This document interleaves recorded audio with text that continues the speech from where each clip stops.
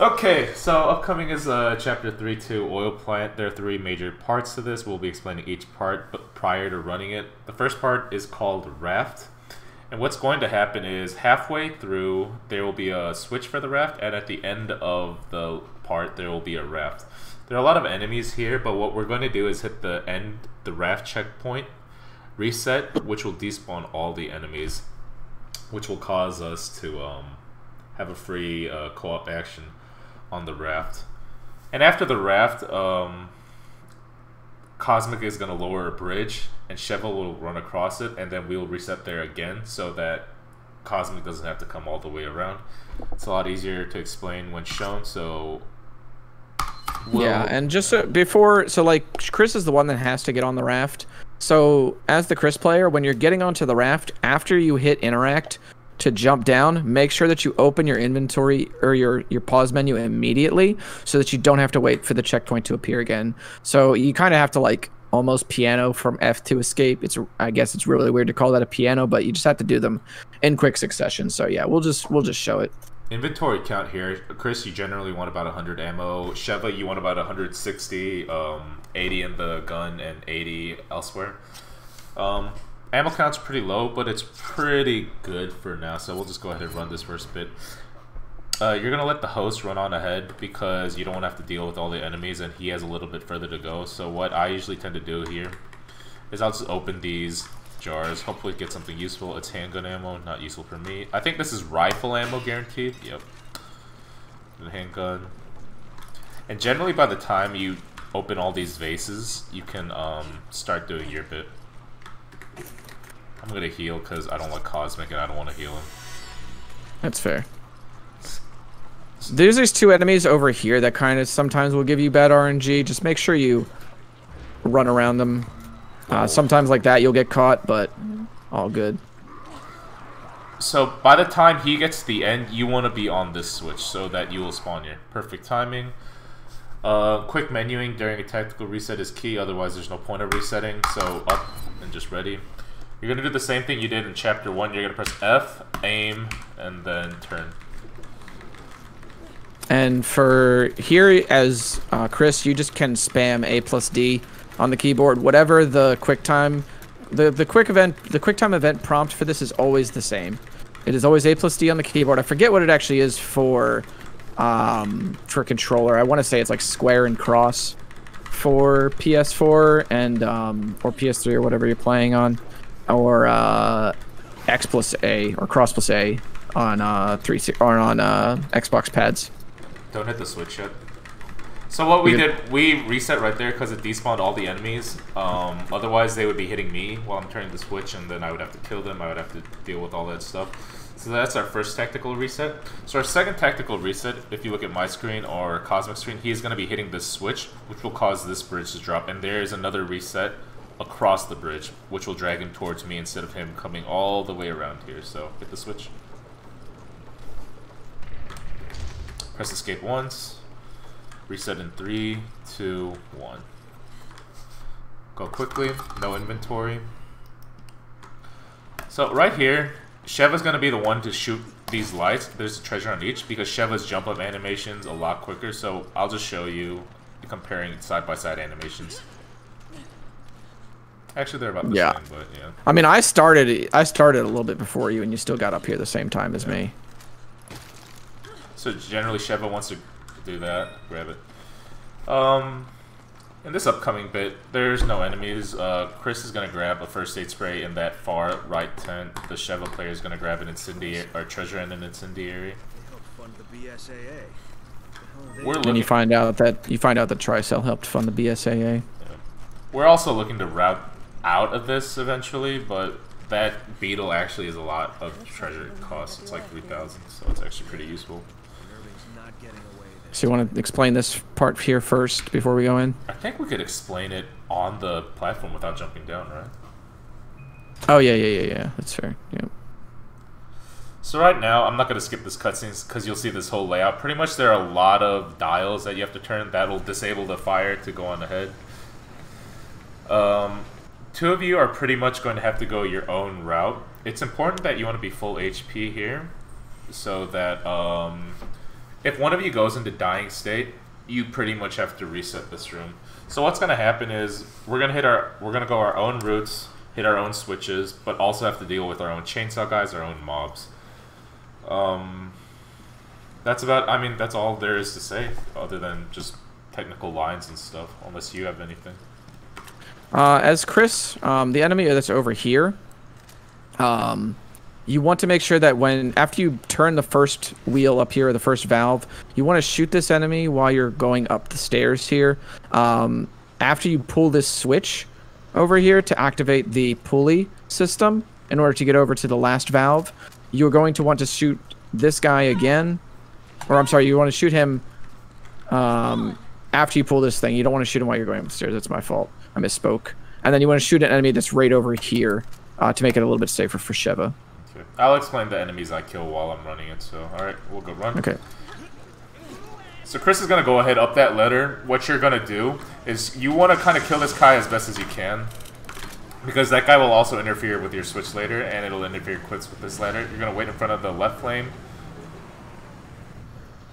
You're going to want to get hit here because this causes one of the arrows to actually miss you while this is happening. Right here, he will fire. You don't have to press. You want to hit escape here too. Shoot that guy. Shoot that guy. You want to kill that guy I just shot ahead because he's actually aiming at you when you hit your switch, so you don't have to deal with it. Chainsaw guy activates. Skip that cutscene. The switch. Oh shit. Hold on. I actually got hit. I think it's going to be a little bit slow on my end, yeah. But... So remember, the chainsaws are 1-hit kills. You have to deal with one, Chris has to deal with one. The Sheva player should be quicker because I'm better. No, I'm just kidding. The Sheva player should be quicker because it's a quicker route. So what you're going to want to do is go on ahead. And the enemies that spawn around this corner are actually random. Sometimes there are no enemies, and sometimes there are a lot of enemies. So there are actually a lot of enemies. So I'm actually That's unfortunate. That's unfortunate. Yeah. Sometimes there are 0 enemies around that corner, but that's oil plant for you. Yeah, so the first thing you want to do when you get into this area is, as Chris, there is a guaranteed hand grenade drop in the vase. It's a vase that you turn right, and then it will be the vase on your left, or the barrel, I should say, on your left. You want to pick it up and just throw it at the crowd that'll be right in front of the chain link fence. Go ahead. As Sheva, your job is to shoot a couple of guys in the beginning of the leg so they don't interrupt Chris's movement. So right here we're introduced to Josh. So what this bit is, we're going to have to be protecting Josh while he's on the elevator. After the first round, which we dispose of by Cosmic's grenade, there are 2 entry points where they can enter, a window and a fence. Luckily we can abuse AI mechanics. So Chris is going to be shooting 1 bullet at a time at the fence to knock people off the fence, while I'm going to be knifing the window where they are going to just try to enter. There will be a dialogue prompt that Josh will say. I think it's almost got it. And from there, you're going to do 15 knife slashes as Sheva before you can back up. Sometimes there will be a bigger mob that will spawn, and that's what your grenade is for earlier, that you will use it there. Hopefully he doesn't spawn. Yeah. We'll explain the third part when it comes up. So. Yep, so just shoot this thing right here, pick up the grenade, it should always go into the 2 slot, and then you just want to throw it. Boom. They're all dead. So then you want to shoot this guy behind you, take him out with a melee shot. There's an incendiary grenade here for you, by the way. I have one. Let me give this to you. There you go. So you have a little bit of a breather right here. The drops are a bit random. So the fence that they're going to be spawning on is this one right here, and from my perspective, it's the window right here. You're just going to want to be doing this. As Chris, when you're protecting the chain link fence, you want to just wait until they're up on it like this, and then shoot them so that they just break their back on the ledge here, on this railing. This just makes it so that you have to spend less ammo doing this. I've seen a lot of people shoot them as they're getting up onto the fence, like around here. That just wastes too much ammo. You have to shoot way too frequently. And it also they also take extra damage by ricocheting back onto this railing here, so there's the almost got it. He spawned really early for me. Oh wow, yeah. So if he hadn't spawned, it'd be 15 knife slashes, but he's spawning again. So that's where you want to use your incendiary. Because if he gets too close to Josh, Josh will start attacking him. So we can just reset this after we show it. So what's going to happen is Cosmic is going to run all the way to the end of this, which is about a upside down U shape. And he'll enable Josh to get on this console on my screen. We have to protect Josh for about 30 seconds during that meanwhile. And how we indicate it is that there's going to be a chainsaw guy that spawns. And if you melee the chainsaw guy that spawns twice, you should be in the clear to the point where Josh doesn't have to interrupt his whatever he's doing on the computer. The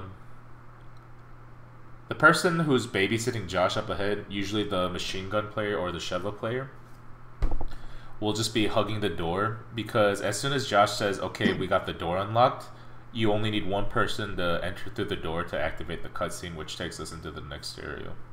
So we'll just go ahead and show it. Chris is going to run to the end. I'm going to route some enemies and pick up a landmine that we actually need in the next part coming up. Move!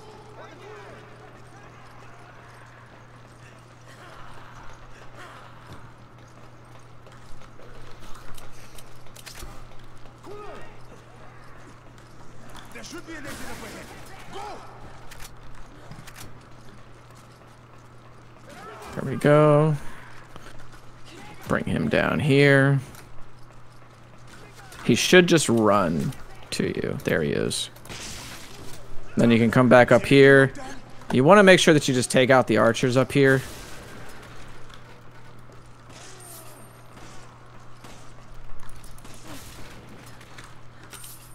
This is going to be a pain in the ass.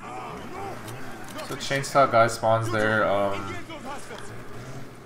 You will just be at the door praying that your Chris player knows what he's doing. That's fair.